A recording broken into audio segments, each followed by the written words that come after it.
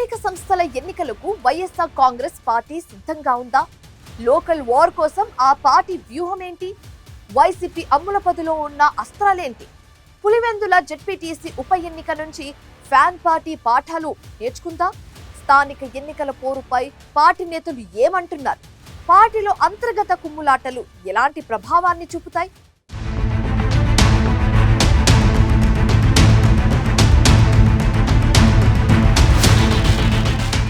6 నెలల్లో స్థానిక సంస్థల ఎన్నికలకు సిద్ధం కావాలంటూ ఏపీ సీఎం చంద్రబాబు చేసిన వ్యాఖ్యలు రాష్ట్రంలో పొలిటికల్ హీట్ రాజేశాయి. స్థానిక సంస్థల ఎన్నికలకు కూటమి పార్టీలు సై అంటున్నా ప్రతిపక్ష వైసీపీ ఈ ఎన్నికలను ఎలా ఎదుర్కోబోతోందనేది ఆసక్తిగా మారింది. ఇప్పటికీ 80% లోకల్ బాడీస్ వైసీపీ చేతుల్లోనే ఉండడంతో వీలైనంత త్వరగా వాటిపై పట్టు బిగించాలని ప్రభుత్వం భావిస్తోంది. అందుకే ఎన్నికలను వీలైనంత త్వరగా పూర్తి చేయాలని నిర్ణయానికి వచ్చింది.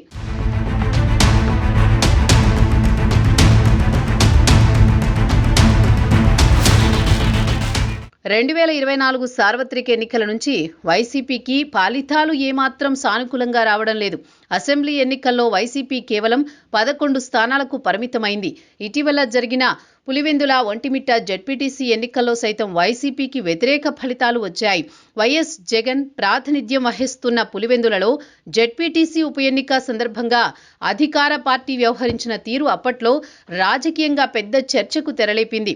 రాష్ట్ర వ్యాప్తంగా జరిగే స్థానిక సంస్థల పోరులో సైతం పులివెందుల ఫార్ములాని అధికార పార్టీ ఫాలో అవుతుందనే అభిప్రాయంతో విపక్ష పార్టీ నేతలున్నారు. ఈ పరిస్థితుల్లో స్థానిక సంస్థల ఎన్నికలను ఎదుర్కోవడం వైసీపీకి కత్తి మీద సాములా మారే అవకాశం ఉందనే అభిప్రాయం రాజకీయ వర్గాల్లో వ్యక్తమవుతోంది.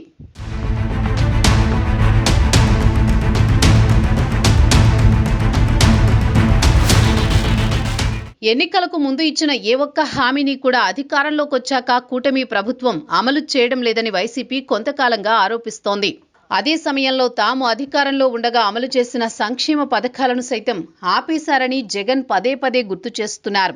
దీంతో కూటమి ప్రభుత్వ వైఫల్యాలే స్థానిక సంస్థల ఎన్నికల్లో తమకు కలిసి వస్తాయని వైసీపీ నేతలు ఆశాభావం వ్యక్తం చేస్తున్నారు. దీనికి తోడు జగన్ పర్యటనలకు ప్రజల్లో ఈ మధ్య మంచి స్పందన వస్తోంది. ఏ ప్రాంతానికి వెళ్లినా ఊహించని రెస్పాన్స్ వస్తోంది. గ్రౌండ్ లెవెల్ నుంచి పార్టీ పుంజుకోవడం వల్లే ఇదంతా సాధ్యమైందన్న లెక్కల్లో వైసీపీ నాయకత్వం ఉంది.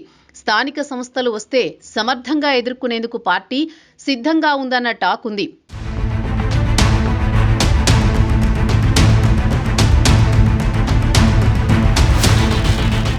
పైకి ప్రజాస్పందన కనిపిస్తున్న గ్రౌండ్ రియాలిటీ ఎలా ఉంటుందన్న ప్రశ్న. పులివెందుల ఒంటిమిట్ట జెడ్పీటీసీ ఎన్నికల ఫలితాలు పార్టీ అంచనాలకు విరుద్ధంగా రావడంతో రాబోయే ఎన్నికల్లో ఎలాంటి పరిస్థితులు ఎదురవుతాయో అని వైసీపీ లెక్కలు వేసుకుంటోంది. స్థానిక సంస్థల ఎన్నికలు కేంద్ర బలగాల పర్యవేక్షణలో జరిగితేనే అక్రమాలకు తావుండదని పార్టీ వర్గాలు భావిస్తున్నాయి. అందుకే అదే డిమాండ్తో ఉంది విపక్ష పార్టీ. వైసీపీ అధికారంలో ఉండగా అప్పట్లో ఆ పార్టీనే స్థానిక సంస్థల ఎన్నికల్లో హవా కొనసాగించింది. కానీ ప్రభుత్వం అధికార దుర్వినియోగానికి పాల్పడుతోందని ప్రతిపక్ష పార్టీలు అప్పట్లో ఎన్నికలను బహిష్కరించాయి. ఇప్పుడు కూటమి ప్రభుత్వం తీరు కూడా అలాగే ఉంటే ఎన్నికల నోటిఫికేషన్ వెలువడిన తర్వాతే వైసీపీ ప్లాన్ ఏంటో స్పష్టమవుతుందని పార్టీ వర్గాలు అభిప్రాయపడుతున్నాయి.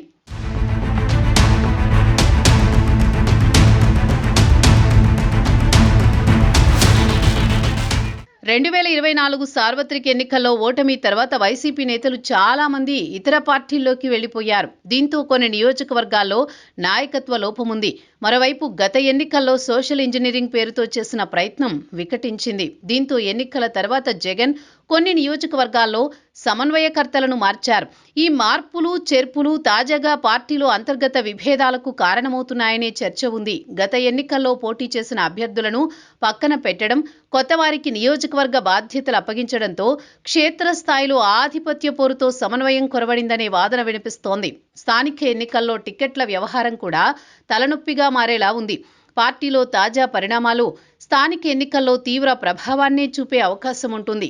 ఓవైపు అధికార పార్టీ దూకుడు, మరోవైపు గత సార్వత్రిక ఎన్నికల ఫలితాల ప్రభావం.